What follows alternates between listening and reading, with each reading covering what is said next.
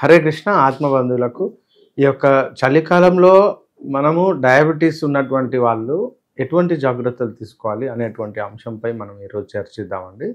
So డయాబెటీస్లో మనం కొన్ని రకాలుగా ఆలోచించాలి. ఒకటి వచ్చేసి యంగ్గా ఉన్నటువంటి డయాబెటీస్ వాళ్ళు లేదా ప్రీ డయాబెటిక్ లక్షణాలు ఉన్నవాళ్ళు అప్పుడప్పుడే డయాబెటిక్గా కన్వర్ట్ అయినారు, యంగ్గా ఉన్నారు, వాళ్ళకు ఉండేటువంటి సమస్యలు చాలా తక్కువగా ఉంటాయి వింటర్లో.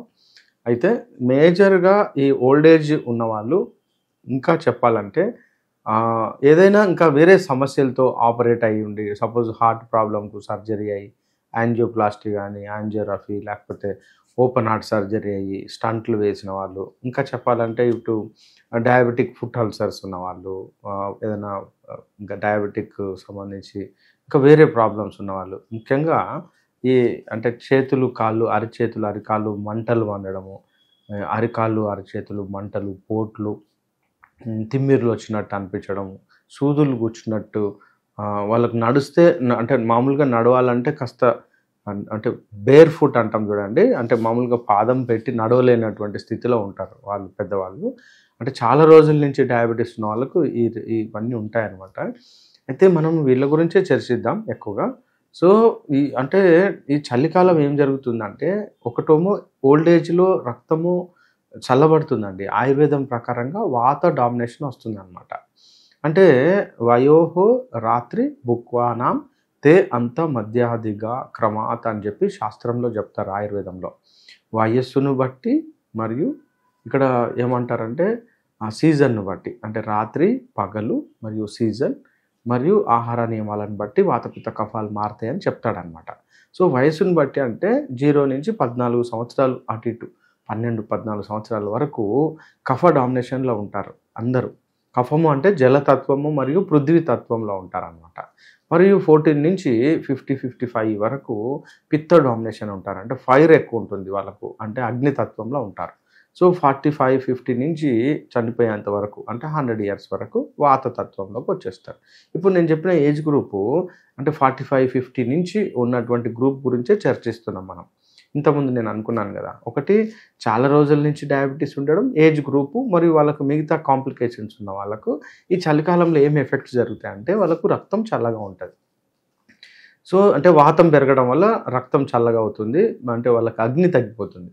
అప్పుడు ఏం జరుగుతుంది అంటే స్కిన్ మొత్తం డ్రై అయిపోతుంది, స్కిన్ పగిలిపోతుంది చలికి తట్టుకోలేకుండా. మరియు కంటిన్యూస్గా ఫ్యాన్ పెడతారండి, మర్చిపోతారు. అంటే వాళ్ళు స్టార్టింగ్ పడుకున్నప్పుడు కొంచెం ఉక్కపోతలాగా అనిపించి గాలి ఆడట్లేదు అనుకొని ఫ్యాన్ పెట్టేస్తారు కదా, అదే 2-3 గంటల తర్వాత అదే ఫ్యాను చల్లగా అయిపోయి బాడీని కూల్ చేస్తుంది. ఇది కొంచెం మనం అబ్జర్వ్ చేయాల్సినటువంటి పని. ఇంకొకటి మనకు ఇంకో మైనస్ పాయింట్స్ ఏంటంటే ఏసీలో చాలామంది అంటే పెద్దవాళ్ళు కూడా ఏసీ లేనిది ఉండలేని స్థితిలో ఉన్నారు. ఆ ఏసీలో ఏం చేయాలంటే 27-28 డిగ్రీస్ మెయింటైన్ చేయాలండి. మ్యాక్సిమం 26, 27, 20 అంటే అలాగే పోవాలి తప్ప కిందికి రాకూడదు టెంపరేచర్. ఎందుకంటే తెలియకుండానే టెంపరేచర్ ఏం చేస్తుందంటే రక్తాన్ని చల్లగా చేస్తుంది. అయితే వీళ్ళకి వచ్చే కాంప్లికేషన్స్ ఏమైతాయి అంటే స్క్లిరోసిస్, అంటే రక్తనాళాలలో రక్తం గడ్డగట్టుకొని పోయి బ్లాకేజెస్ ఏర్పడతాయి. అది బ్రెయిన్లో ఉండొచ్చు, హార్ట్లో ఉండొచ్చు, లేదా మిగతా అవయవాలలో కూడా ఉండవచ్చు, లేదా రక్తనాళాలలో కాళ్ళల్లో, ముఖ్యంగా అరికాళ్ళు, అంటే అరికాళ్ళు గుత్తుల వరకు సరిగా రక్తం సప్లై కాకపోవచ్చు, చేతులలో కూడా రక్తం సప్లై కాకపోవచ్చు. ఇది అథెరోస్క్లెరోసిస్ అండ్ అంటే థ్రాంబోసిస్ అంటారు. థ్రాంబోసిస్ అంటే రక్తం గడ్డగట్టుకోవడం అండ్ రక్తనాళాలు శిథిలమైపోయి అంటే పగిలిపోవడం, చీకిపోయి ఇరిగిపోవడం, అంటే చిట్లిపోవడం జరుగుతుందన్నమాట. ఇది మోస్ట్ కాంప్లికేషన్ మనం అబ్జర్వ్ చేయొచ్చు ఈ చలికాలంలో. అయితే ఇట్లా కాకుండా ఇంకేమేమి జరగవచ్చు అంటే వాళ్ళకు అగ్ని తగ్గిపోతుంది. అగ్ని అంటే ఆకలి తగ్గిపోయి, అంటే ఏదైనా తినాలన్నా డైజెషన్ ఇష్యూస్ వస్తాయి. సరిగా నీళ్లు తాగరు కదండి, అంటే చలి మీద ఎక్కువగా నీళ్ళు తాగబుద్ధి కాదు. అప్పుడు ఏమవుతుంది, మలబద్ధకం వచ్చేస్తుంది. ఎప్పుడైతే మలబద్ధకం వస్తుందో ఆ మలబద్ధకాన్ని పోగొట్టుకోవడానికి వేరే ఏదేదో చేస్తూ ఉంటారు.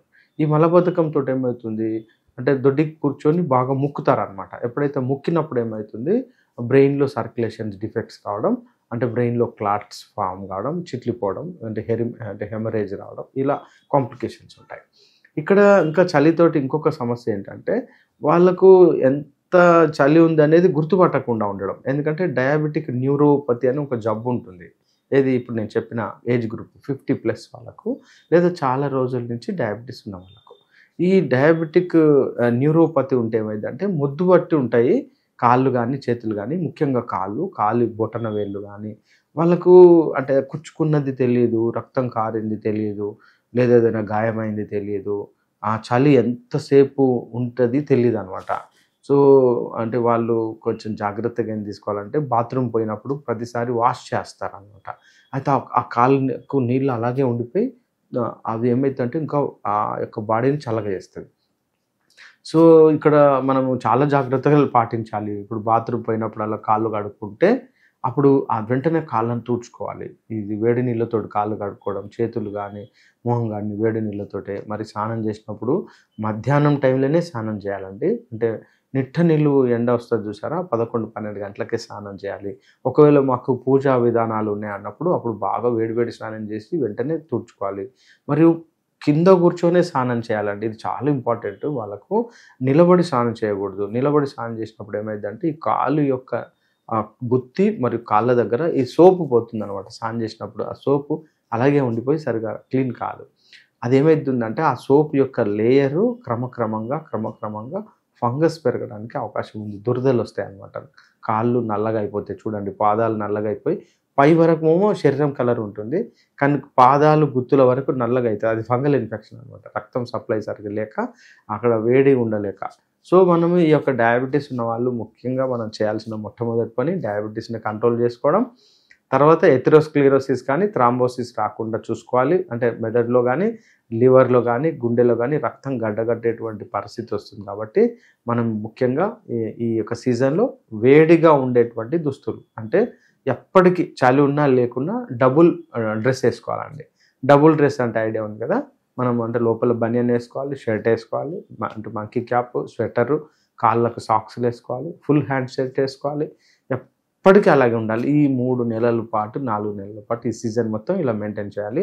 చల్లటి నీళ్ళ స్నానం అసలే చేయకూడదండి. ఎటువంటి వ్రతనిష్ట ఉన్నా కూడా చల్లటి నీళ్ళ స్నానం చేయకూడదు. ఎందుకంటే ప్రాబ్లమ్స్ వస్తాయి. ఎందుకంటే చలితోటి గడ్డకడుతది కాబట్టి. ఇలా కాకుండా ఇంకా ఆహారాల్లో ఏం పాటించొచ్చు అంటే నువ్వుల నూనె శ్రేష్టం అండి. ఈ సీజన్‌లో నువ్వుల నూనె కానీ, వీలైతే ఆవాల నూనె. ఆవాల నూనె అంటాం కదా! సో, ఆవాల నూనె చాలా శ్రేష్టమైనటువంటి వంట నూనెగా వాడుకోవచ్చు. వేడి పుట్టిస్తుంది వాళ్ళకు. మరియు ముఖ్యంగా నువ్వుల నూనె కూడా. ఈ నువ్వుల నూనెతో కూడా వంటలు చేసుకోవచ్చు. పైనుంచి ఒక 2 స్పూన్లు గనుక తీసుకుంటే ఒళ్ళంతా వేడిగా ఉండి, ఆ వేడి ఏమైతుందంటే రక్తం పల్చగై వేడి మెయింటైన్ కావడం వల్ల వాళ్ళకేం జరుగుతుందంటే, ఈ చలికాలంలో ఉండేటువంటి ఎఫెక్ట్స్ రాకుండా చూసుకోవచ్చు. అయితే అయినప్పటికీ ఏమన్నా ఎఫెక్ట్ ఉంది అని అనిపిస్తే ఒక టాబ్లెట్ ఉందండి. చాలా బాగా పనిచేస్తుంది చలికాలం మొత్తం. వీళ్ళు చాలా శ్రేష్టంగా ఈ యొక్క గుండె యొక్క రక్తనాళాలు, ఆ పూడికలు కానీ, లేకపోతే స్టంట్ వేశారు, ఇంకా మందులు వాడుతున్నాం రక్తం పలచగా కావడానికి ఇలా అంటే మనం అందులో ఆయుర్వేదంలో చాలా మంచి మందులున్నాయి. అది ఒక టాబ్లెట్ పేరు చెప్తాను. లశునాది వటి. దాని పేరు లశునాది వటి. ఇది ఉదయం ఒకటి, మధ్యాహ్నం ఒకటి, రాత్రి ఒకటి ఈ సీజన్ మొత్తం వేసుకుంటే ఈ వేడి నుంచి తట్టుకోవడానికి అవకాశం ఉంది. బాగా వేడొస్తుంది మరియు రక్తం పలచగా బాగా వేడిగా ఉండడం వల్ల చలిని తట్టుకునేటువంటి శక్తి వస్తుందన్నమాట. హరే కృష్ణ.